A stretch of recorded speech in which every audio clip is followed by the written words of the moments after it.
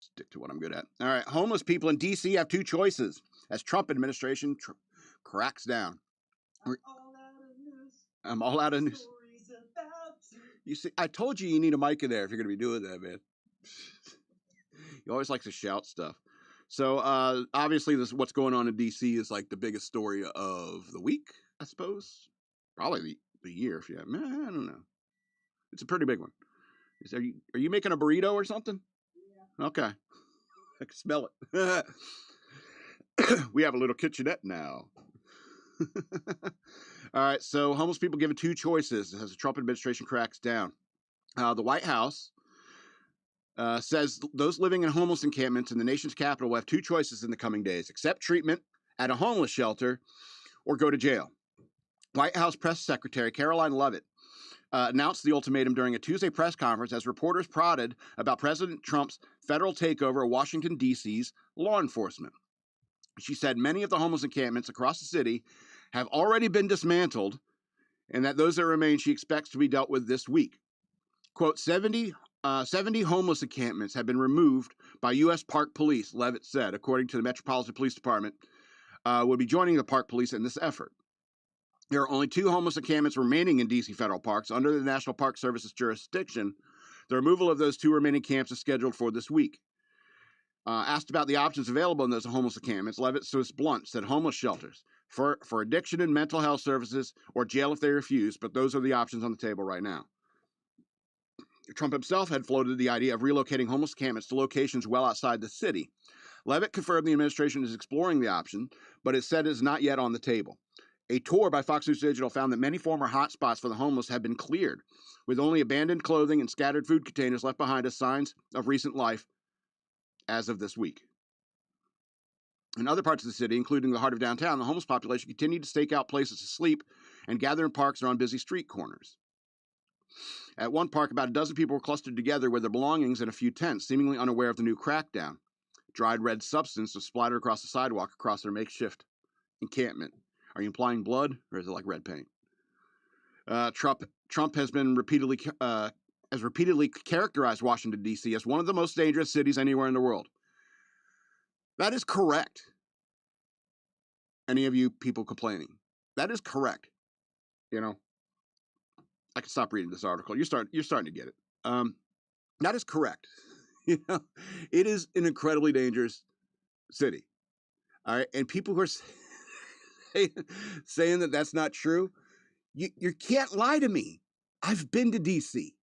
I've been to Baltimore. I've been to Atlanta. I've been to Chicago. I've been to New York. I've been to these terrible cities, terrified for my life. And this was from like 95 to 2007 was when I was doing all this traveling. All right. When I got out of the Navy, I had a job lined up at the State Department in downtown D.C. I had to get up at butt crack early to get down on the VRE, ride all the way into D.C., the VRE to Lorton, and then Lorton onto the Metro. And when I got out of the Metro, near the State Department, the things I saw in the Metro, well, I'll take to my grave. They will haunt me for life. So I went and did that one day, and I said, I can't do this again. I do not want to go into the city because I feel like I might have to fight somebody every day. So don't pretend that this isn't a problem. Don't pretend that, the homeless encampments aren't a real problem. And for God's sakes, if you're sitting there saying, why don't leave these people alone? They're already in a bad situation. It's like, yes, don't you want to help them? As a Christian, I want to help them. I want to, if they need to dry out in jail, get some medical, since, jails have like all this health services free for criminals, let them dry out, get treated, and maybe have another shot at rehabilitating their life. After all, that's the point. Otherwise, if you say leave them alone, let them be there, you're basically saying let them just die there. And I'm okay with that. Just let them die. Instead, give them an option. And maybe they'll try to improve their life. All right? We can't undo the amount of fentanyl that has gotten into this country. We can't undo that. All we could do is deal with the living, breathing people who have to deal with these addictions and help them try to overcome them. Right? Anyway, let's go to the next story. All right. Obviously, the DC thing is a very big story. There's a lot of news stories that are written about it, but I found this article to be really good. Thank God, Peter Dabrowska, forgive me, sir.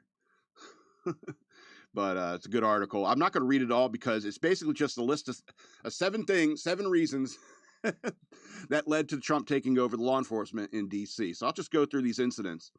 1, ex-Doge staffer beaten by teens in attempted carjacking. This is probably the most recent story. I think we did it last week, right? I think so. Yeah, it's early morning hours of August 3rd. Ex-Department of Government Efficiency staffer was beaten during an attempted carjacking in Logan Circle neighborhood. The guy known as Big Balls, Edward Corstein. He pushed his girl into the car and took the beating to save her. That could be your yeah, we did it last week. Enrique Iglesias popped in my head then too. All right, the second one is congressional intern shot dead. Eric Tarpinian, forgive me, Yakim, 21 years old, was shot on June 30th on the 1200 block of 7th Street Northwest and died a day later. He was a student at the University of Massachusetts Amherst and was interning for Representative Ron Estes from Kansas. All right. Third one, 2 Israeli embassy staffers shot and killed. May 21st, 2 Israeli embassy staffers were shot and killed while leaving an event at the Capitol Jewish Museum. The victims were Yaron Lashinsky, forgive me, an Israeli, and Sarah Milgram, an American. Elias Rodriguez, 31 of Chicago, was captured immediately, has been charged not only with the murders, but with federal hate crimes because he allegedly shouted free Palestine while in custody.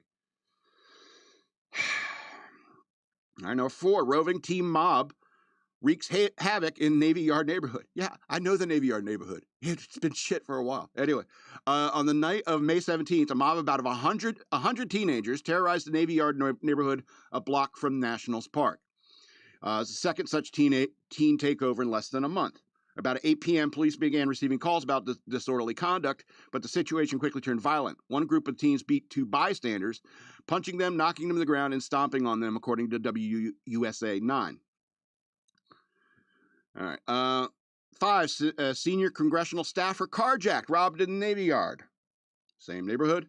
On May 9th, a staffer in California Democratic Representative Sarah Jacobs' office was a victim of an armed carjacking in the Navy Yard neighborhood. The staffer, who remained unnamed, was robbed of a government-issued iPhone, MacBook, ID, and Capitol parking pass. The next day, the car was recovered. A 15-year-old juvenile male of Washington was charged with the armed carjacking. A 14-year-old juvenile male of Maryland was charged with carrying a pistol without a license and unauthorized use of a vehicle. Not even old enough to drive. Number 6, House Democrat carjacked at gunpoint at the Navy Yard. Wonderful neighborhood there. In late 2023, Representative Henry Queller, Democrat from Texas, was carjacked by armed masked men outside his apartment building of a popular residence of a member of Congress, also in the Navy Yard neighborhood. At the time, he said he made the conscious decision not to fight back for his own safety. Imagine having to make that call. He condemns the crime, calling criminals punks with guns, touched on soft on crime policies, noting that if criminals are put in jail, you got to lock them up and keep them there. Number 7, House Democrat assaulted an apartment elevator.